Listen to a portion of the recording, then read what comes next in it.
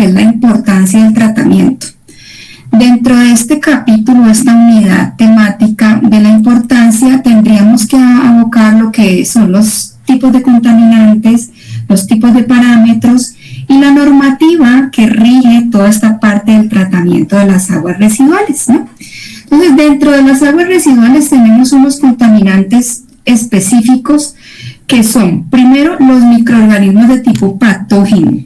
Cuando yo hablo de patógenos, estoy hablando de microorganismos que nos pueden causar enfermedades o alteraciones a la salud.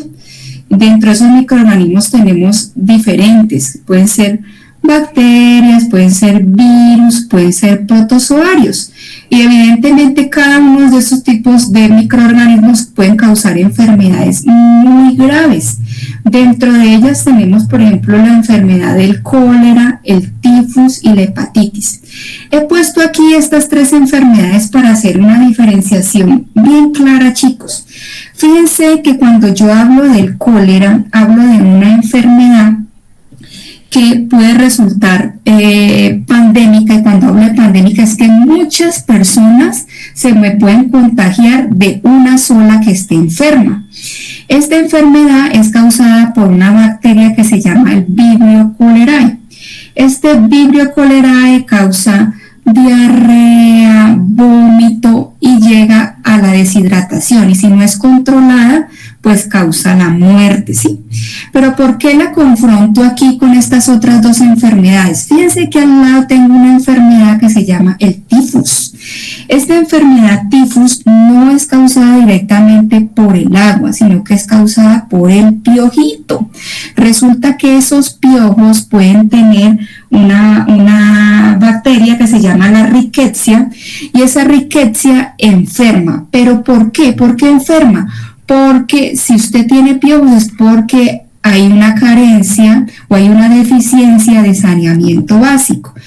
Y por eso la relacionamos, o siempre se ve relacionada este tifus con las enfermedades que están en contacto con el agua, ¿sí?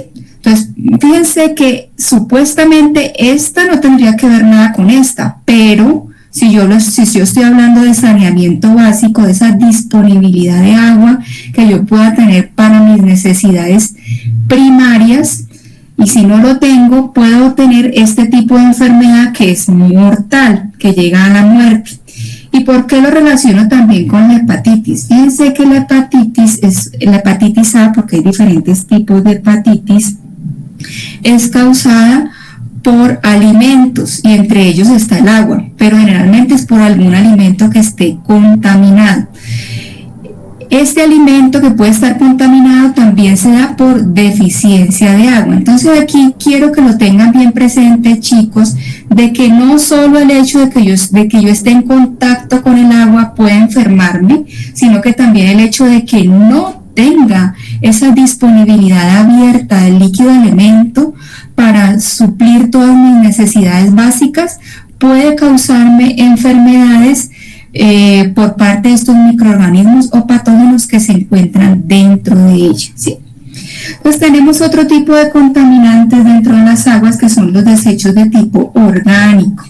Esos desechos de tipo orgánico son los que vienen de nuestras actividades diarias y rutinarias, como son las actividades domésticas, ¿no?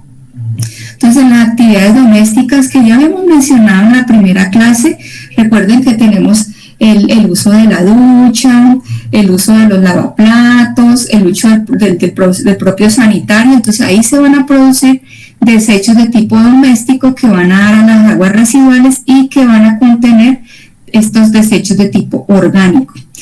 Otra actividad que produce una concentración gigante de desechos orgánicos es la ganadería, y también otra actividad son las actividades de tipo agrícola. Algunos de estos desechos de tipo orgánico son fácilmente biodegradables, pero cuando yo hablo de tipo orgánico, ¿qué quiero decir? Son compuestos que están directamente ligados con el carbono, ¿sí? Entonces yo sé que una sustancia es orgánica cuando está ligado a un carbono, y ese carbono es de tipo orgánico.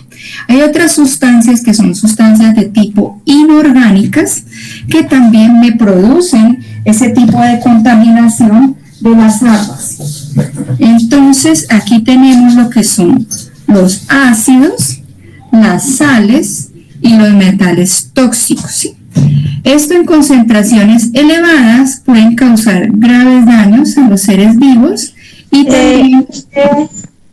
¿Está cambiando de diapo? Estoy en una que dice tipos de contaminantes de las aguas. ¿No cambió? No. Me aparece plantas de tratamiento nomás, normativo. Ahora sí, lo miraremos entonces no como presentación, sino como diapositivas. Así ya, lo miraremos así. ¿Ahora sí lo pueden ver?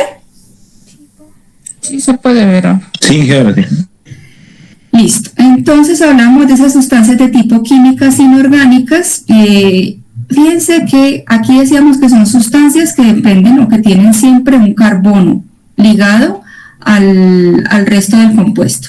En cambio, estas sustancias químicas inorgánicas ya vienen siendo otro tipo de compuestos, como son los ácidos, las sales y los metales tóxicos.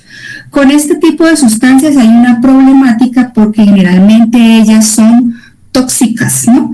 Y no tóxicas necesariamente para el ser humano, sino para todo organismo vivo que pueda estar dentro del ecosistema acuático, ¿no? Para peces, plantas, algas, etcétera. Y obviamente estas van a causar problemas en la producción agrícola y pueden también causar daños en los equipos de trabajo y en las propias tuberías, ¿sí? Bueno, dentro de los contaminantes de las aguas encontramos otros que son los nutrientes vegetales inorgánicos, como son los nitratos y los fosfatos. Estas son sustancias que son solubles y que obviamente las plantas necesitan para su desarrollo. Pero aquí hay un problema. Cuando tenemos aguas residuales, esas aguas residuales tienden a tener una producción muy alta en lo que son nitratos y fosfatos, y esos nitratos y fosfatos producen un fenómeno que se llama la eutrofización de las aguas, y eso era lo que pasaba con la laguna Lalay, ¿no? Que llegaba a un punto en que las aguas estaban tan llenas de material orgánico o de plantas en la superficie de la propia laguna, que hacían que esta laguna se tornara prácticamente tóxica para los microorganismos y organismos que vivían dentro de esa laguna, Lalay, y aparte de eso la producción de olores que se generaba en el ambiente era muy fuerte. ¿Por qué? Por este fenómeno de eutrofización. Entonces vale decir que el hecho de que existan nitratos y fosfatos en las aguas en una concentración elevada y no controlada hace que esto se vuelva contaminante de las aguas. Pero sí se requiere, chicos, ya vamos a ver cuando veamos los tratamientos biológicos, sí se requiere que exista una cierta concentración, unos ciertos niveles de estos compuestos para que se dé esa degradación o ese depuramiento de esas aguas residuales. También nos encontramos con compuestos de tipo orgánico. Fíjense que los he separado a estos compuestos que tenía acá, porque estos compuestos que he mencionado aquí provienen de actividades domésticas, ganaderas y agrícolas. Y estos compuestos que estoy mencionando acá ya provienen de otras sustancias que son más grandes, ¿sí? Que tienen cadenas más grandes, como son el petróleo, la gasolina, los plásticos, los plaguicidas, y que por tener cadenas más grandes, que son compuestos más difíciles de eliminar, ¿no? Son compuestos que pueden permanecer por largos periodos de tiempo en nuestros cuerpos de agua, ¿sí? Cuando se tienen esas contaminaciones por petróleo, por eso es el susto a nivel global, porque el petróleo no se descompone o no se degrada de la noche a la mañana. Pueden transcurrir hasta 20 o 30 años en este proceso de hacer limpieza de una zona que se ha contaminado con algún tipo de estos productos, ¿ya? Entonces esa es la dificultad que se tiene con este tipo de compuestos en el agua. Nos encontramos también con sedimentos y materiales suspendidos que no se disuelven fácilmente en el agua, ¿sí? Y que generan turbidez y hace que se dificulte la vida de los organismos en el agua. Fíjense que algo como tan sencillo como una partícula de arena o de grava que esté en el líquido elemento y que esté causando turbidez puede hacer que desaparezca incluso una población acuática, ¿sí? Entonces también es importante considerar de que no solo estos materiales de tipo químico, orgánico e inorgánico que se encuentran en las aguas causan contaminación, sino que también hay ciertos tipos de sedimentos y materiales suspendidos que pueden causar, en concentraciones muy altas evidentemente, pueden causar perturbaciones o contaminación a las aguas. Nos encontramos con sustancias de tipo radioactiva que pueden ser solubles, isótopos radioactivos. Estas, cuando se encuentran presentes en el agua, pueden acumularse en cadenas tróficas durante largos periodos. ¿Qué digo aquí? ¿Qué es esto de cadenas tróficas? Vale decir que, por ejemplo, unas truchitas, si esas truchitas vienen y se me comen otros pececitos más pequeños, y si esas truchitas comen esos pececitos más pequeños que de pronto tengan una contaminación por mercurio, entonces la truchita viene y se contamina también por mercurio. Si de pronto viene otro pez mucho más grande que se coma la truchita, entonces ese pez más grande también va a tener esa contaminación por mercurio, y si llega al hombre, obviamente nosotros también vamos a empezar a acumular ese tipo de sustancias que pueden causarnos generalmente este tipo de contaminación por sustancias radioactivas. El mercurio no es radioactivo, chicos, no les he mencionado mal el compuesto. Podría ser el helio, el argón, el radón, esas son radioactivas. Este tipo de sustancias radioactivas lo que hacen en el cuerpo es acumularse en los tejidos, dañándolos y generando mutaciones, ¿no? Que esa mutación de pronto no le pueda dar a la primera generación suya, sino que de pronto a sus nietos o a sus bisnietos les vino a dar este tipo de acumulación por radón, por helio o por este tipo de sustancia radioactiva, y que luego ese bebé pueda salir con alguna mutación genética o algún trastorno de tipo genético, que a partir de ahí el resto de generaciones puedan tenerlo. Entonces, por eso es tan importante. Vamos a ver que en la normativa las concentraciones que se permiten de este tipo de sustancias son prácticamente cero, ¿no? Tenemos la contaminación de tipo térmica, que es provocada por centrales de energía u otro tipo de industrias que estén liberando a las aguas algunas descargas con temperaturas muy altas. Y obviamente al cambiar o al realizarse esas fluctuaciones de temperaturas en el agua, pueden disminuir la capacidad de oxígeno que existe en el agua, afectando los ecosistemas acuáticos. Bueno, entonces ese tipo de sustancias tienen que ser medidas ¿a través de qué? A través de unos parámetros de medición de calidad del agua. Esos parámetros pueden ser de tipo físico, pueden ser de tipo químico o de tipo bacteriológico. Dentro de los parámetros de tipo físico encontramos el olor, el color, la turbidez, el pH y la temperatura. Y dentro de los parámetros químicos, los esenciales, los estoy mencionando aquí, no los voy a leer porque ahorita vamos a hablar de estos parámetros a detalle. Y tenemos unos parámetros de tipo microbiológico que para nosotros, los ingenieros, tanto civiles como ambientales, tendríamos que considerar este tipo de parámetro, que son los coliformes fecales. Y ahorita más adelante les menciono el porqué. Bueno, entonces dentro de los parámetros físicos tenemos lo que es el parámetro de temperatura. Este parámetro, ¿de qué va a depender? O sea, ¿de qué va a depender de que el agua sea más caliente o sea más fría? Va a depender del grado de absorción que tenga el líquido elemento de la radiación solar, ¿no?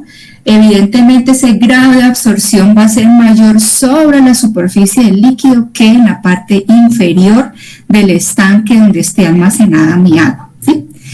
Pero ¿qué pasa con la temperatura? Porque a mí me importa la temperatura. Importa mucho porque dependiendo de la temperatura es la solubilidad que existe en el agua, ¿sí? A mayor temperatura hay menor solubilidad de sales y de gases, ¿vale? Así que cuando hay una temperatura más fresca o más baja, se tiende a pensar que ese cuerpo de agua es más purito. Si el agua tiende a tener una temperatura más elevada, se tiende a pensar de que ese cuerpo de agua tiene una actividad microbiológica, una actividad química, una actividad física dentro de ese cuerpo de agua que se podría traducir en una cierta contaminación. Entonces, cuando yo tengo temperaturas menores, hay mayor solubilidad de oxígeno que cuando tengo mayor temperatura. Cuando mis cuerpos de agua tienen una alta concentración de oxígeno, ¿qué quiere decir? Que el cuerpo de agua tiende a ser natural, fresco. Cuando tengo menor cantidad de oxígeno y mayor temperatura, entonces esa agua está contaminada. Entonces, por eso es importante este parámetro de tipo físico.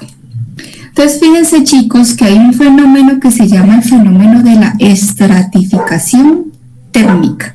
Vale decir que yo durante el periodo de los diferentes periodos del año que se manejan de manera estacional, verano, otoño, primavera, invierno, la contaminación en los cuerpos de agua no es igual. ¿Por qué? Por esto que estoy hablando de la temperatura. Fíjense, muchachos y muchachitas lindas, que en verano yo tengo un fenómeno que se llama estratificación térmica, donde en la parte superficial, si ven la gráfica, voy a tener una zona que se llama el epilíneo, donde va a haber una mezcla donde el viento fácilmente va a poder recorrer y va a poder mezclar en la parte superior lo que hay. Pero a medida que yo voy bajando sobre la profundidad de ese cuerpo de agua, esto se va haciendo más estático, más quieto. Vale decir que acá abajo tienden a estar microorganismos de tipo anaerobio que pueden producir gases que descomponen y que hacen que esto tenga unos olores terribles en épocas de verano, ¿sí? Pero en época de otoño, fíjense que como la temperatura del medio ambiente influye sobre la propia temperatura del cuerpo de agua y lo que acabé de indicar, ¿no? A menor temperatura hay una mayor mezcla de oxígeno. Entonces fíjense que en otoño, maravilloso, porque como hay mezcla de oxígeno, esto está moviéndose constantemente y esto hace que sea un proceso de depuración mucho más rápido que lo que se da en épocas de verano. Entonces, por eso en épocas de verano usted tendría a sentir, si pasaba por la laguna, que ahora la están dragando, si pasaba por épocas de verano cerca a la laguna, muy seguramente los olores que usted sentía eran muy fuertes. En cambio, en épocas de otoño o de primavera y seguro hasta de invierno, los olores podrían ser nulos o podrían ser mucho menores que lo que se presenta en época de verano, ¿sí? Entonces, por eso hay un problema cuando tenemos estos cuerpos de agua que son que están en forma de estanqueidad, están quietos, donde no hay esa recirculación o esa posibilidad de que se oxigene el cuerpo de agua. Bueno, entonces, siguiendo con lo que son los parámetros físicos de medición, tenemos el color. El color se debe a sustancias coloreadas en suspensión o disueltas. Entonces vamos a ver que dependiendo del tipo de sustancia que se encuentre en el cuerpo de agua, así va a ser la coloración. Materias orgánicas procedentes de descomposición de vegetales pueden generar coloración, productos metabólicos orgánicos también, la presencia de sales solubles como hierro y manganeso en aguas o también generan el aumento del pH, aumenta color, y en épocas de estratificación entonces el color es mucho más marcado. Fíjense que aquí coloqué dos fotografías en contraste donde podemos ver, fíjense, este río está con una cierta coloración naranja. Esto es debido a que es una zona de explotación minera y esa zona de explotación minera indica que hay una cierta contaminación, fíjense que hay una coloración. En cambio, este cuerpo de agua, fíjense que no presenta coloración, sino la coloración natural de un río, donde se ve que hay una cierta oxigenación, ¿no? Una cierta diferenciación de este cuerpo de agua con este cuerpo de agua. Otro parámetro de tipo físico que encontramos es el sabor. Entonces, fíjense que dependiendo del tipo de minerales que yo encuentre en el agua, así mismo va a ser el sabor que se puede tornar mi agua. Obviamente nosotros no vamos a probar aguas residuales, nunca yo los mandaría a hacer eso, chicos, sino que este parámetro, estos parámetros de tipo físico, sabor, olor, turbidez, pH, temperatura, también se miden para tener en cuenta o para poder elegir una fuente de agua para consumo.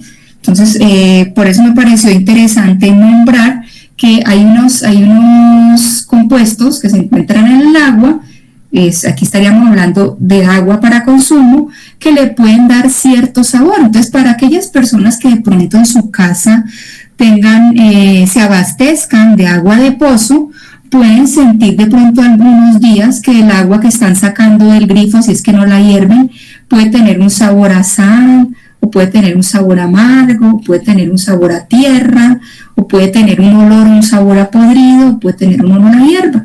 ¿Y a qué se debe ese sabor? A que el pozo de pronto de agua donde está tomando pueda tener este tipo de compuestos como son los cloruros, puede ser el magnesio, puede ser el aluminio, o que tus tuberías estén con algas, ¿no? Entonces esas algas ya le estén otorgando algún tipo de sabor a las aguas. Bueno, el olor es producido por la presencia de ciertos gases y sales que se encuentran en las aguas, y podemos encontrarnos ciertos compuestos de tipo tanto orgánico como de tipo inorgánico que van a dar ese olor. Por ejemplo, las geosminas estas geosminas son compuestos que se encuentran de los derivados de petróleo, ¿sí? Entonces vamos a encontrar de pronto ese olor a aceite podrido o producido por ciertos hongos que comienzan a hacer ese proceso de descomposición de la geosmina, ¿sí? Encontramos también compuestos de las mucidonas que dan olor a moho, o compuestos del metil isoborneol o del metil metarcarpanos o de los sulfuros o del propio benceno. Todos estos son compuestos que provienen de derivados del petróleo, que pueden dar este tipo de olores, ¿no? Por ejemplo, estos que acabo de mencionar dan olor a huevo podrido. O podemos encontrar otros compuestos de tipo inorgánico como el sulfuro de hidrógeno, y vamos a ver más adelante cuando hablemos de tratamiento biológico, que los tratamientos biológicos que trabajan con compuestos que son de tipo anaerobio generalmente van a producir este tipo de compuestos, que es el sulfuro de hidrógeno, que tiene un olor a huevo podrido, ¿sí? O a moho de pantano. Y que, como indicaba, en altas concentraciones, en épocas de verano y también muy seguramente en otoño, se va a encontrar en los cuerpos que están estancados, los cuerpos de agua estancados y que tienen algún tipo de contaminación o de descarga residual, como la tenía nuestra laguna Lalay. Vamos a encontrar este tipo de compuestos que van a producir este olor a huevo podrido. Entonces, muy seguramente nuestra lagunita Nanay tenía altas concentraciones en sulfuro de hidrógeno que producían este olor, ¿no? También encontramos sales y minerales como el hierro, el manganeso, el zinc, los cloruros, los sulfatos, los bicarbonatos y los nitratos que producen sabor salado o metálico. Y también hay otros productos procedientes de la actividad, ¿no?, que generan las algas, los hongos, las bacterias y algunos organismos de tipo planctónico que producen ciertos tipos de olores en esa actividad que se da dentro de las aguas residuales. Bueno, dentro de esos parámetros físicos de medición encontramos uno que se llama la turbidez. Entonces, esa es una medida del grado en el cual el agua pierde su transparencia debido a que se presentan ciertas partículas en suspensión que no son fácilmente removibles. Fíjense, chicos, este río tan maravilloso, tan majestuoso, a lo ancho, pronto usted puede estar pensando, ay, no, esto tiene una descarga residual. No necesariamente puede tener una descarga residual, sino que simplemente el suelo a través del cual se recorre el río puede tener material que esté generando esas partículas en suspensión y que otorguen esa turbidez a través de todo el trayecto del río, ¿sí? Tenemos el pH, que es el grado de acidez o de alcalinidad del agua. El pH de la superficie, generalmente encontramos pH entre 6,5 a 8,5. El pH de las aguas subterráneas entre 6 a 8,5. ¿Sí? Más o menos se maneja un rango de pH casi similar entre el superficial y el subterráneo. Y vamos a ver que este valor de pH es importante cuando hablemos de los tratamientos de las aguas, ¿sí? Alcalinidad es la capacidad del agua para neutralizar los ácidos, entonces eso también lo vamos a mencionar cuando estemos hablando de los tratamientos.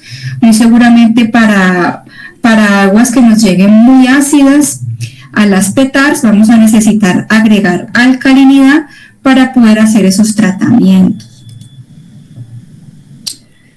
Bueno, ahora pasando a los parámetros de tipo químico, entonces resulta que antes de hablar de esto, vamos a hablar de los microorganismos. Fíjense, chicos, que estos microorganismos que mencionaba al principio, que son hongos, virus, bacterias, parásitos, etcétera, así como ustedes tienen una necesidad de oxígeno para poder hacer las funciones vitales de su cuerpo, estos microorganismos también requieren de oxígeno. La gran mayoría de ellos requieren de oxígeno para poder hacer la síntesis y todas las actividades que ellos requieren para reproducirse, alimentarse, caminar, extenderse, etcétera, etcétera.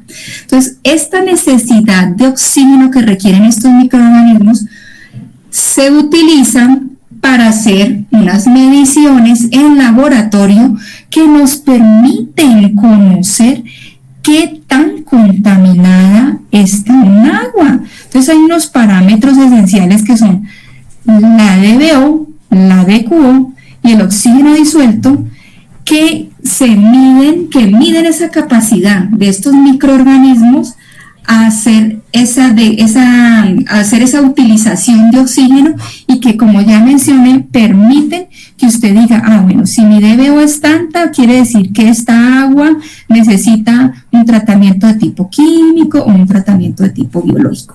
Pero entonces, ¿qué es DBA? DBA es la demanda bioquímica de oxígeno o cantidad de oxígeno que requieren esos microorganismos para degradar biológicamente la materia orgánica.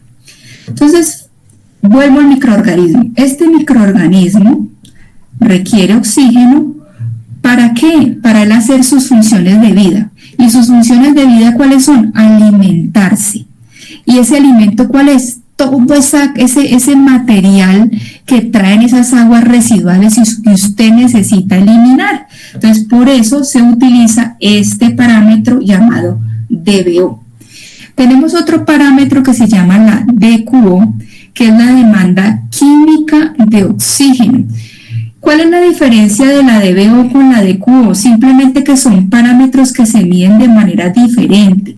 Esto se mide con dicromato y esto se mide a través del tiempo en una caja de Petri, donde se ve cómo esos microorganismos hacen ese proceso de degradación. Entonces, estos dos parámetros vienen a ser complementarios el uno con el otro cuando hablamos de procesos de tratamiento de las aguas residuales. Y eso también lo vamos a ver más adelante, cuáles son esos valores que se relacionan tanto de DBO como de DQO en las aguas y que me permiten decir, listo, esta agua ya está lista para descarga y no va a resultar, no va a generarme ningún impacto ni sobre el cuerpo de agua ni sobre la salud humana. Entonces son parámetros súper importantes, chicos. Y tenemos ahora otro que complementa, que es el oxígeno disuelto, que indica el grado de contaminación de los cuerpos de agua. Y es por eso que recalco aquí nuevamente el parámetro de temperatura.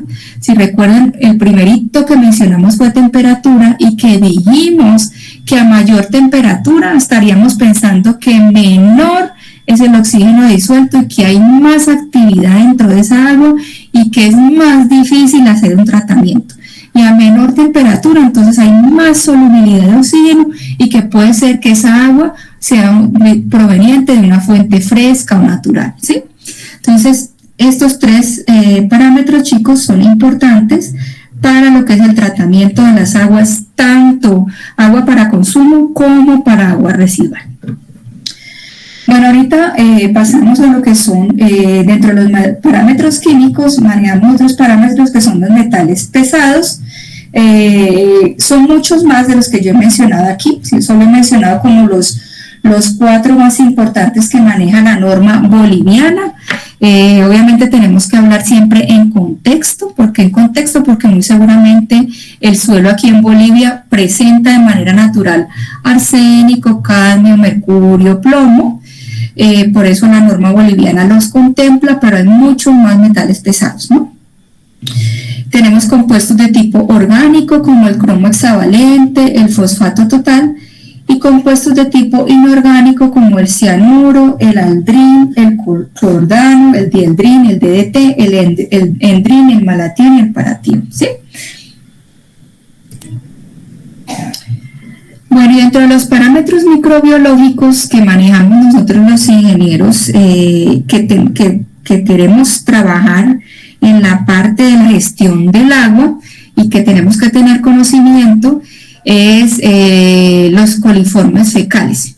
Entonces es importante conocer, chicos, que dentro de nuestro organismo, en nuestro intestino grueso, contamos con muchos coliformes fecales, ¿no? Con más o menos del orden del 10 a la 8, imagínense, del 10 a la 8 tenemos coliformes fecales dentro de nuestro intestino grueso. Vale decir que cuando usted va al baño y hace su necesidad, hace el 2, resulta que cuando usted deposita eso en el sanitario, gran parte de ese material que está excretando tiene coliformes fecales. Y dentro de esos coliformes fecales hay los siguientes géneros: la Escherichia, la Klebsiella, la Enterobacter y las citrobacterias. Pero el hecho de que usted tenga eso dentro de su organismo no quiere decir que, ay, ya estoy enferma, la hija me dijo que tenía 10 a la 8 de microorganismos fecales dentro de mi intestino. No, evidentemente usted tiene toda esa cantidad de coliformes, pero no quiere decir que ellos estén infectados o le vayan a causar una infección a otra persona si es que usted está desechando eso a su sanitario. No vale decir que parte de estos se infectan de manera negativa y son los que vienen a causar las diarreas, el cólera, la hepatitis y otras enfermedades más. El hecho de que usted lo tenga quiere decir que posiblemente puede infectar a otro con alguna enfermedad. Entonces, por eso, el hecho de que exista, para nosotros los ingenieros, esto ya es un parámetro de contaminación. O sea que si en el agua que usted está tomando, si usted está tomando una muestra de agua de laboratorio, digamos que esa muestra de agua pertenece a un grifo del baño de la universidad y están haciendo un laboratorio y en ese laboratorio salió que positivo para coliformes fecales, que 10 a la 3 coliformes fecales. No quiere decir que usted ya se enfermó por tomar agua del grifo, sino que hay posibilidad de contaminación fecal y que esa posibilidad de contaminación fecal puede ser que a usted le da una enfermedad de tipo diarreica aguda o puede ser que no. Entonces esto es simplemente un indicativo que tendríamos que tener presentes, que donde exista una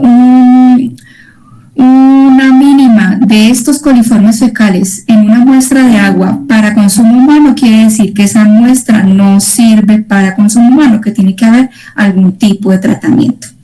Evidentemente en las aguas residuales estos valores de coliformes fecales son supremamente elevados. ¿Por qué? Porque nuestras alcantarillas llevan heces fecales y obviamente esas heces fecales de algunos van a ir contaminados y de otros no, ¿sí? Entonces es importante que tengamos eso presente.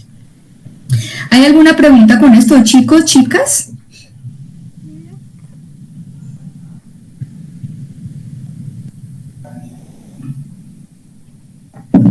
Bueno, supongo que no hay preguntas. Bueno, siguiendo con esto nos encontramos que tenemos la normativa boliviana. Entonces hay una normativa que rige la calidad del agua. Entonces, chicos y chicas, la norma es muy importante porque la norma a nosotros los ingenieros nos permite tener como referencia o como consideraciones para nuestros proyectos, saber si estamos dentro de los límites que se nos pide el cumplimiento, ¿sí? Entonces, por eso, no solo tenemos una norma para aguas residuales, sino que tenemos que consultar varias normas, que unas tienen que ver con el reglamento en materia de contaminación hídrica, unas tienen que ver con la propia contaminación, otras tienen que ver con la toma de aguas, otras tienen que ver con las propias descargas, otras tienen que ver con el propio diseño, ¿sí? Entonces, para nosotros los ingenieros civiles tenemos unas 6 normitas importantes que ya se las puse en Classroom y que de esto van a hacer el trabajo para el día de mañana en el tiempo que van a tener de la materia, que ya he dicho que no voy a estar, pero ustedes van a estar trabajando. Y lo primero que tenemos que tener en consideración es el reglamento en materia de contaminación hídrica. Este reglamento en materia de contaminación hídrica es aquel que me permite conocer cuál es la clasificación de los cuerpos de agua, o sea, cómo se clasifican los cuerpos de agua aquí en Bolivia, ¿sí? Vale decir que cuando una empresa va a hacer una descarga residual, ya sea una curtiembre, una avícola, un matadero, ellos tendrían que revisar cuál es la clasificación que tiene ese cuerpo de agua y cumplir con que esa descarga lleve al cuerpo de agua con la clasificación que ya el Ministerio del Medio Ambiente y de Desarrollo Sostenible le ha dado a ese cuerpo de agua. Entonces, ¿en qué se basa esa clasificación? Esa clasificación se basa en la aptitud de uso que tiene la fuente de acuerdo a las políticas ambientales del país en el marco del desarrollo sostenible, ¿sí?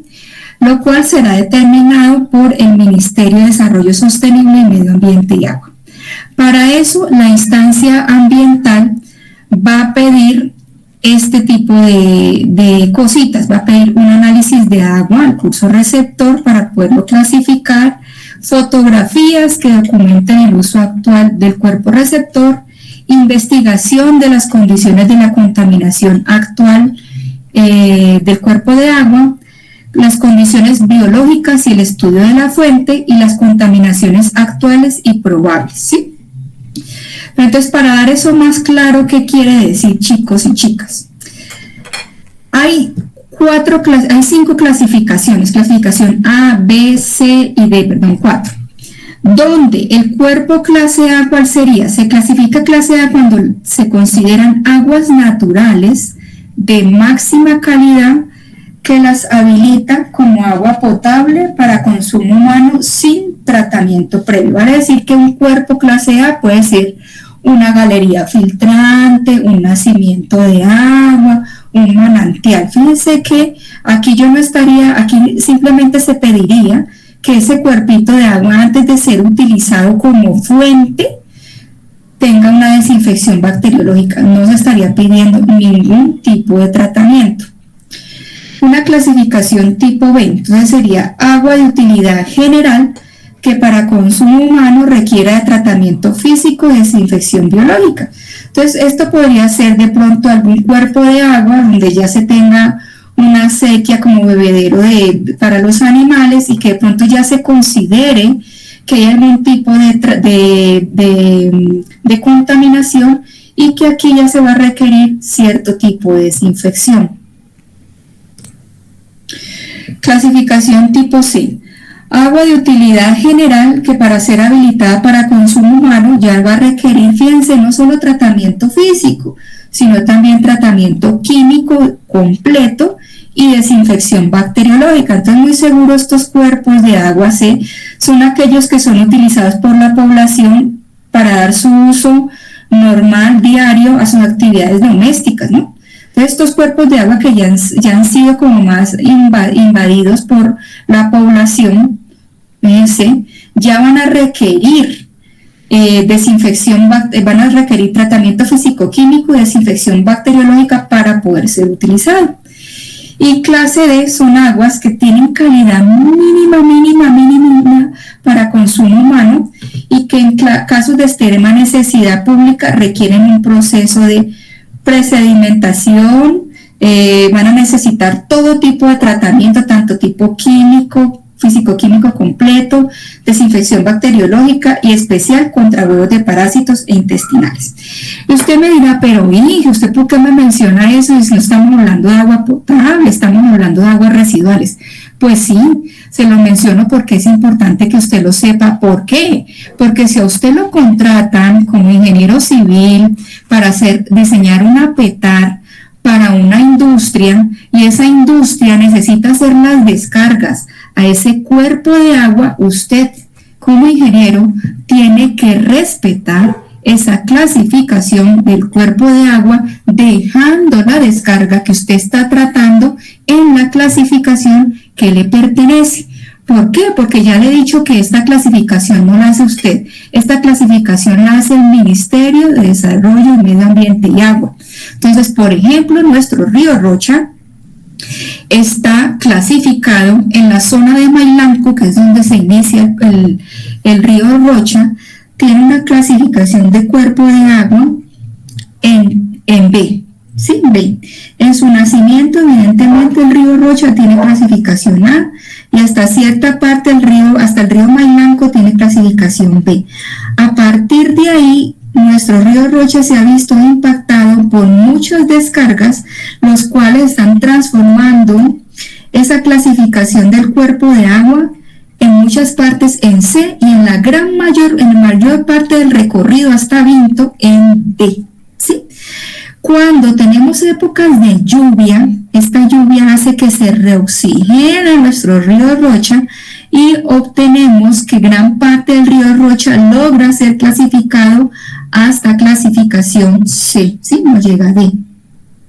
Entonces vale decir que si la norma se respetara, tendríamos que hacer que nuestro río Rocha conservara esa clasificación B de cuerpo de agua durante todo el trayecto, pero desafortunadamente no hay una normativa que se exija de que esas descargas que están llegando de manera ilícita al río Rocha en diferentes puntos alteren esa clasificación del cuerpo de agua.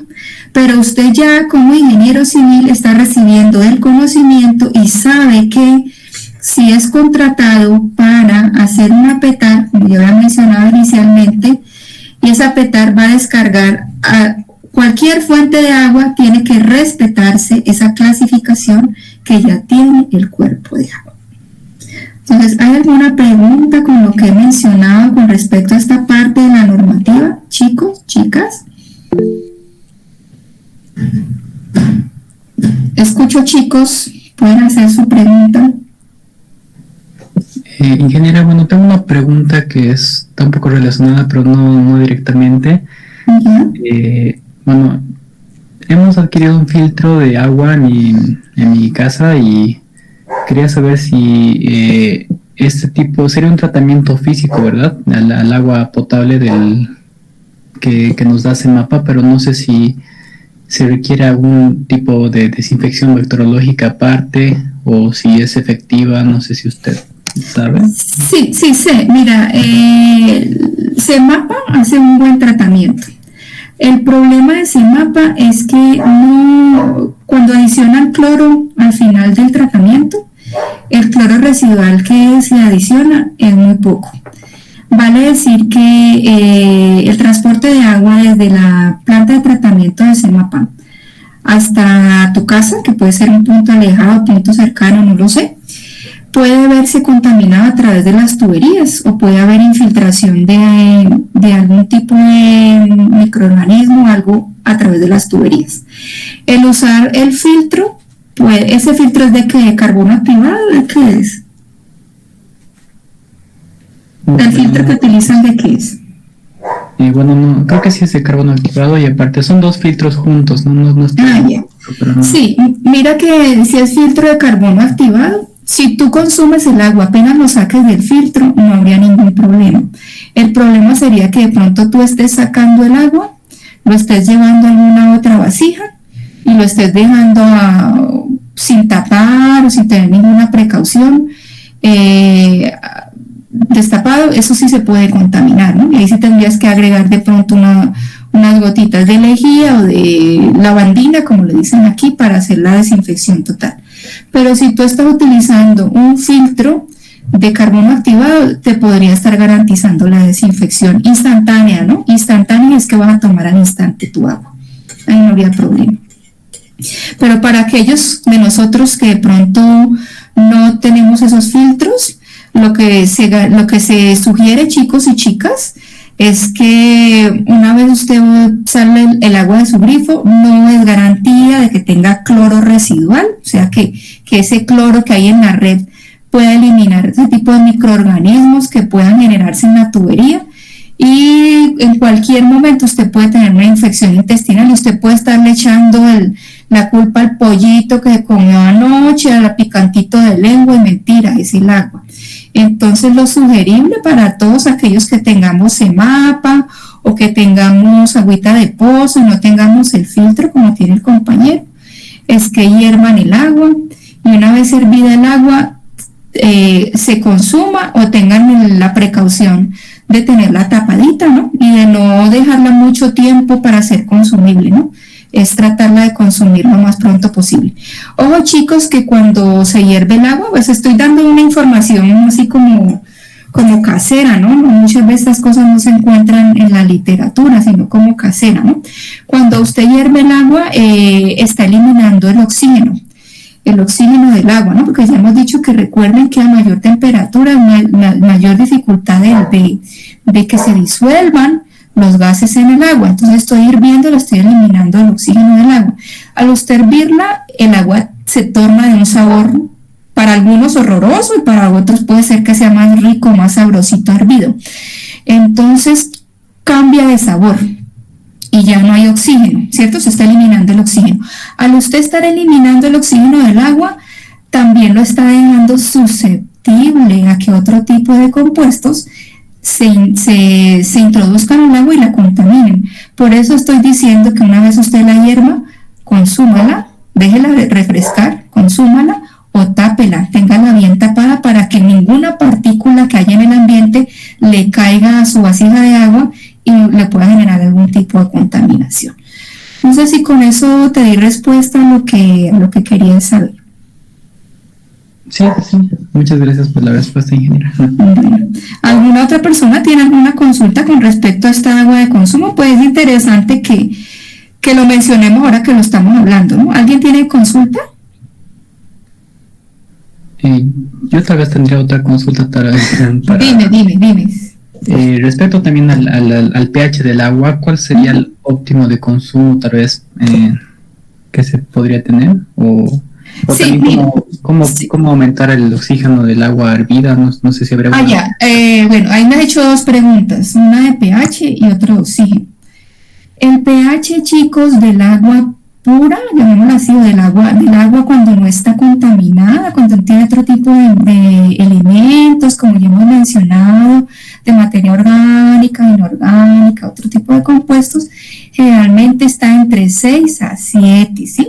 Así es cuando usted va a una piscinita bien sabroso a bañar, generalmente el pH está entre 6 a 7,2. Pero cuando usted se baña en la piscinita, resulta que hay mucha gente que le da perecita ir al baño y hace sus necesidades dentro de la piscina. Y ¿a qué me refiero? Que estamos introduciendo compuestos que no son del agua, ¿no? Estamos introduciendo urea, por ejemplo, ¿sí? Dentro de la piscina, si alguien se está orinando. Entonces ahí se está cambiando, está modificando el pH del agua. Al cambiar o modificar el pH del agua, chicos y chicas, igual se vuelve susceptible a que otro material que esté dentro de las aguas se disuelva o nos contamine, nos dé una conjuntivitis o nos dé una enfermedad de la piel o nos dé una infección intestinal porque estoy cambiando el pH del agua, ¿sí? Cuando estoy hablando de esta agua que estamos hirviendo, que hemos hablado con los compañeros, cuando usted hierve el agua no está cambiando el pH se conserva, ¿sí? Lo que sí estamos eliminando, lo que mencioné ahora, es el oxígeno del agua. ¿Cómo incrementar el oxígeno del agua ya para tu casa? Pues tendrías que tener un agitador a una cierta velocidad y ahí estarías incrementando el oxígeno. Pero a nivel doméstico no vale la pena que tengas un agitador para estar incrementando el oxígeno. A nivel de una planta de tratamiento de agua para consumo o de abastecimiento, sí necesitaríamos unos aireadores para incrementar el nivel de oxígeno del agua dentro ¿sí?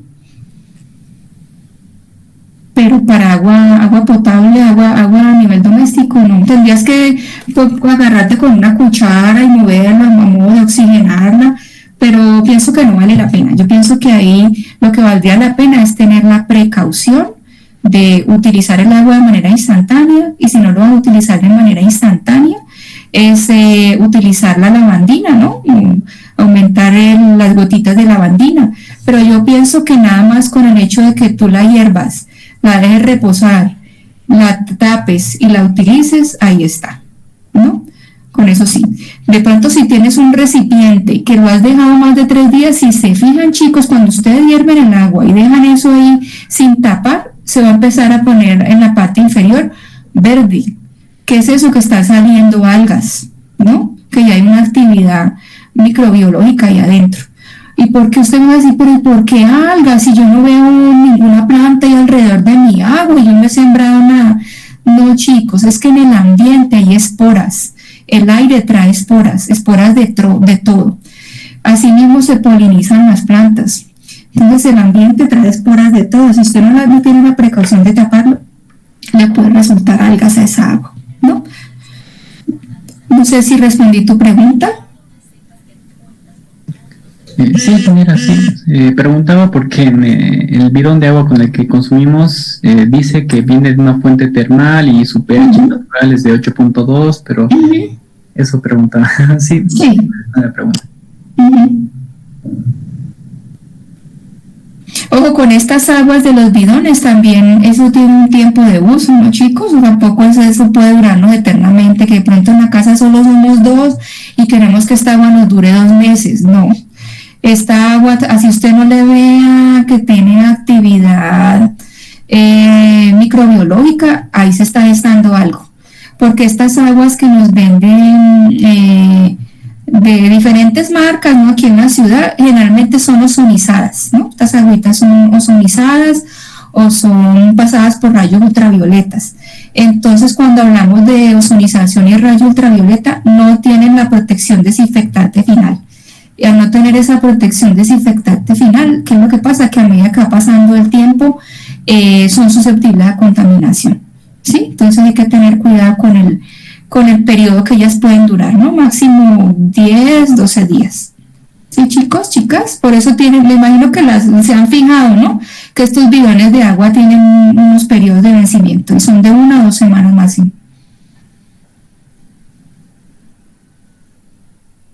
Bien, ¿alguna otra pregunta más, chicos, chicas? Bueno, si no hay más preguntas, entonces proseguimos con esto de lo que son la clasificación de los cuerpos de agua. Entonces, fíjense, chicos y chicas, dentro de la clasificación de los cuerpos de agua, entonces maneja la norma, perdón, en la 1333 maneja el parámetro, la unidad, si es cancerígeno o no. Fíjense que esto es algo importante de analizar, si el parámetro, si este compuesto que existe en el agua es cancerígeno o no. Y la clasificación, si es A, si es B, si es C, si es D. Ya hemos dicho que la clase más malita es la D, la que requeriría mayor tratamiento para convertirla a consumo humano.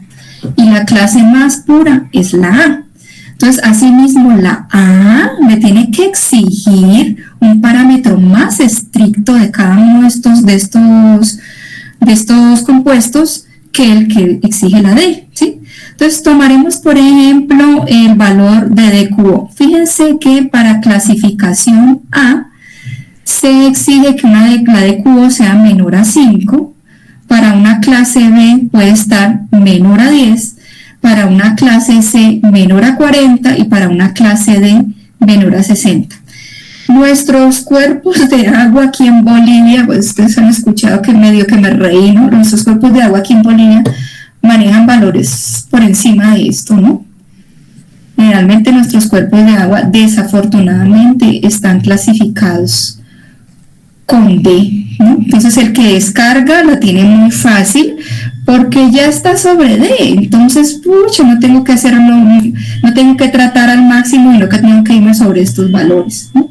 Que es lo más light. Fíjense que, por ejemplo, para compuestos que son mucho más tóxicos, como son, por ejemplo, a ver, buscaremos un bien fregado, como puede ser el cobre, el cobalto. El cobalto, fíjense que la concentración en A es de 0.1. Y a partir de aquí, mire que el valor se mantiene, 0.2, 0.2, 0.2, y yo no puedo subir por encima de este valor de cobalto si encuentro una descarga con eso, ¿sí? Entonces hay compuestos que no permiten que esos valores sean más altos porque ya vendrían a ser tóxicos o vendrían a ser de tipo cancerinogénicos, ¿sí? O mutagénicos, ¿no? Lo que hablamos, ¿no? Que se pueden ir acumulando en el cuerpo y que la generación que viene más adelante puede ir con mutaciones o deformaciones. Bueno, estos están todos los parámetros que nos muestra la norma. Bueno, entonces esta clasificación de los cuerpos de agua maneja, esta norma, la ley 1333 maneja 3 artículos importantes de consideración para nosotros los ingenieros, ¿no? El primer artículo, el artículo 5, que dice que los límites máximos de los parámetros permitidos se encuentran en este anexo, para que ustedes conozcan cuáles son los parámetros que vamos a manejar. El artículo 6 me dice que se consideran, ¿no, muchachos?, como parámetros básicos estos que menciona la norma: la de BO5, la de QO, los coliformes fecales, el oxígeno disuelto, el arsénico total, el cadmio, el cianuro, el cromo hexavalente, el fosfato total, el mercurio, el plomo, el aldrin, clordano, dialdrin, DDT, endrin, balatión y paratión.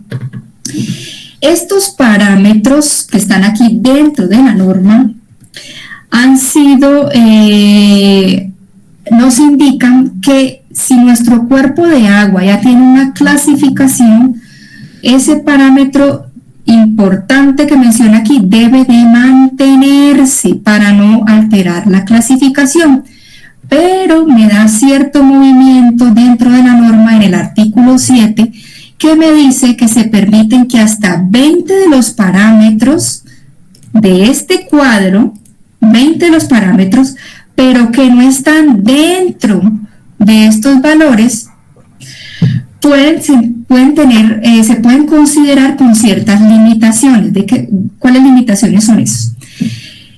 Que cuando yo voy a hacer esa PETAR que he mencionado, que les he dicho a ustedes, si son contratados para hacer una PETAR para una industria que esté descargando a una fuente de agua, ellos tendrían que hacer estas mediciones de estos valores importantes y también hacer las mediciones de la descarga que están realizando. ¿Qué quiero decir con esto? Que no es lo mismo que yo haga la medición a una avícola a que yo haga la medición de unos parámetros a una curtiembre.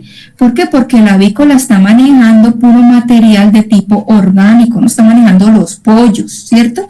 Todo lo que viene del procesamiento de esos pollos lo está manejando esta avícola, llamémoslo, ¿no?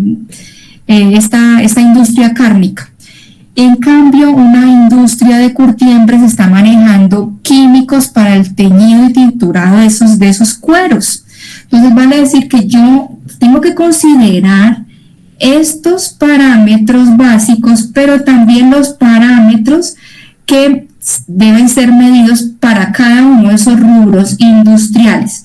Entonces, la norma me dice, bueno, ok, usted mida estos parámetros y estos parámetros no deben sobrepasar la norma sobre la clasificación del cuerpo de agua que usted tiene. Pero usted tiene la posibilidad de sobrepasarse en 20 parámetros más de la norma, pero que no estén dentro de estos valores, dentro de estos parámetros aquí mencionados. Y ojo, si usted se sobrepasa, ese valor no debe exceder el 50% de los valores máximos admisibles del parámetro medido, ¿sí? Vale decir que si, por ejemplo, para fertilizantes a mí me pide que mida, a ver, uno que no esté dentro de eso, sólidos totales, no me acuerdo, sólidos totales, me pide que mida sólidos totales. Fíjense que aquí me pide que mida sólidos totales para fertilizantes y digamos que todo mi cuerpo de agua estaba clasificado como clase A, ¿sí? Y que cuando a mí me tocó hacerle a esta industria de fertilizantes su medición y resulta que sus sólidos totales, ¿dónde están sólidos totales? Aquí. Sus sólidos totales están por encima de este valor. A mí me están permitiendo que esté por encima de este valor, así la clasificación se me esté alterando. No sé si me están entendiendo. O sea, la idea es que solo que estos se conserven dentro del valor del parámetro de la clasificación que ya le ha dado el Ministerio del Medio Ambiente. Pero si yo mido otros, si esos otros están por encima, me permite que yo pueda hacer esa descarga si, solo si ese parámetro está por encima del 50%, ¿sí? Vale decir que si la descarga aquí era de 200 miligramos por litro, yo puedo sobrepasarme solo al 50%. ¿Cuál sería el 50% de 200? Chicos, ¿cuál es el 50% de 200?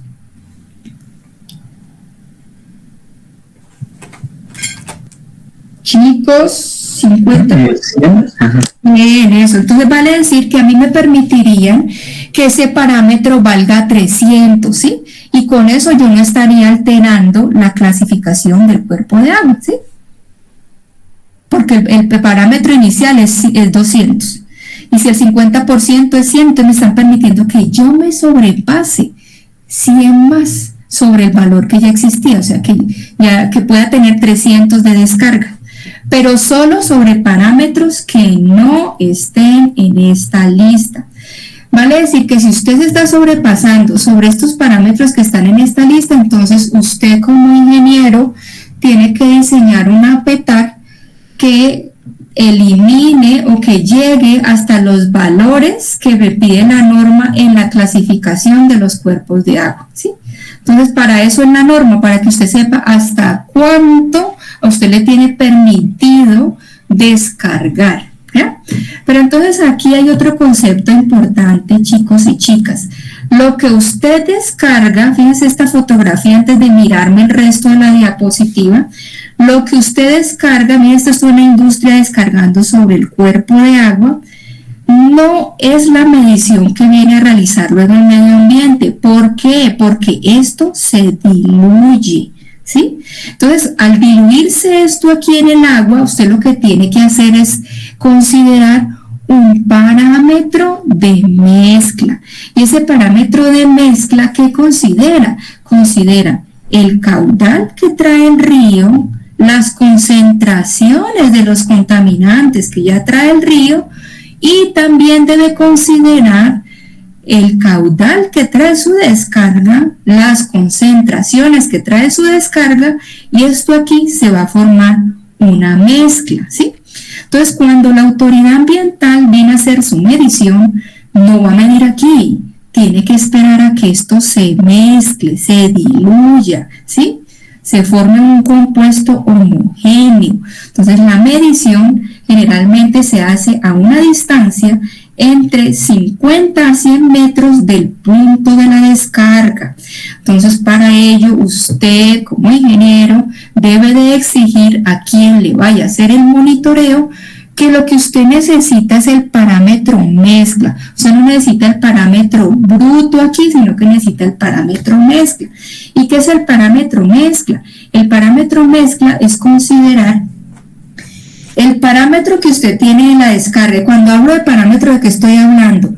Del compuesto orgánico o inorgánico que usted está midiendo, o sea, del cianuro, del plomo, del cromo, del cadmio, de lo que usted esté midiendo, del valor de concentración de ese parámetro, multiplicado por el caudal que trae su descarga, eso sumado por el parámetro de ese contaminante que trae el río. Obviamente tiene que ser el mismo contaminante que yo estoy midiendo. Por ejemplo, de aquí lo estoy midiendo para cadmio, eso tendría que ser cadmio, eso tendría que ser cadmio, ¿no? Entonces, del parámetro de cadmio que trae el río por el caudal del río, eso sobre la sumatoria del caudal de la descarga y el caudal del río. Eso te vendría a dar el parámetro mezcla. Entonces, chicos, cópiense esta ecuacióncita porque van a hacer ahorita un pequeño ejercicio chiquititito para terminar.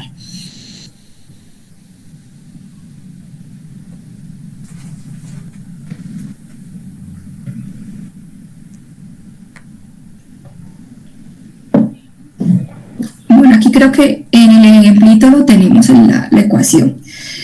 Entonces dice, un cuerpo de clase A lleva un caudal de 20 litros por segundo y es impactado por una curtiembre que posee un caudal de descarga de 360 metros cúbicos día. Calcular los parámetros de mezcla según los datos del muestreo que se encuentran en la tabla e indicar cómo alteraría la clasificación del río. Entonces esto, chicos, les va a quedar como tarea, que es una cosa muy sencilla, que es simplemente aplicar la ecuación de parámetro mezcla. Evidentemente, fíjese que aquí estoy dando en litro por segundo y aquí la descarga la estoy dando en metro cúbico día. Debo utilizar una sola unidad, entonces todo esto transfórmelo a litro segundo para poder hacer esto, ¿no? Entonces lo que va a hacer es halle el parámetro mezcla para cada uno de estos valores. Una vez usted halle el parámetro mezcla para cada uno de estos valores, váyase a la norma y revise si ese parámetro mezcla le está alterando esa clasificación del río. Fíjense que aquí ya le ha dicho que es clasificación A. Entonces, cuando usted ya tenga este valor, va a comparar cada uno de estos valores dentro de la clasificación y va a decir si lo altera o no lo altera. Eso es lo que tiene que hacer de tarea. Esa es tarea número 1. Y tarea número 2 va a ser lo que voy a colocar en el Classroom esta tarde para que mañana lo trabajen en la hora que tendríamos como hora de clase. Y he dicho que mañana yo no puedo estar, tengo otra cosa pendiente que desafortunadamente a mí recién me avisó Marco el día de ayer. Entonces, mañana no puedo estar con ustedes, pero van a trabajar van a trabajar en la norma para que conozcan un poquito esa normativa, el resto de reglamentación, para que conozcan un poco esa reglamentación, van a leer esa reglamentación y van a contestar un formulario de Google Forms. Y esas tareitas van a ir teniendo un valor sobre la nota, ¿no? Sobre la nota final. Estaríamos viéndonos el día martes de forma virtual a las 2 de la tarde. Cada que nos veamos voy a mandar un enlace, no vamos a usar un único enlace porque he tenido una mala experiencia con un único enlace, me han filtrado. Entonces, cada que nos veamos vamos a tener un enlacito, por eso van a estar fijándose en Classroom, chicos. ¿Alguna consulta, algún comentario que quieran decirme antes de despedirnos, chicos, chicas?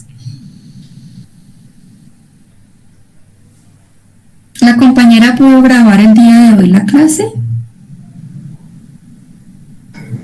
Sí, a ver. Ya, ¿tú la vas a poder subir al Classroom o te tengo que dar algún tipo de acceso? La verdad no lo sé. Lo voy a subir al Drive y les voy a pasar el enlace en el Classroom. Ya, gracias, muchas gracias. ¿Alguna consulta, chicos, chicas, que no haya quedado claro de cómo nos vamos a ver la otra semana?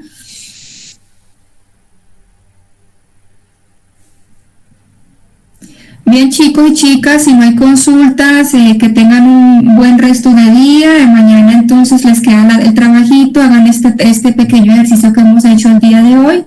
Y el día martes nos conectamos nuevamente. Cualquier cosa a través del Classroom ponen una notica y nos podemos estar conversando. Por favor, pásenle a los compañeritos que no han podido adicionarse al Classroom el código de Classroom. Estoy pendiente a través del Classroom cualquier cosita que me quieran indicar. Ya, chicos, chicas, que estén muy bien, un buen provechito, hasta luego. Hasta luego, ingeniera. Hasta luego.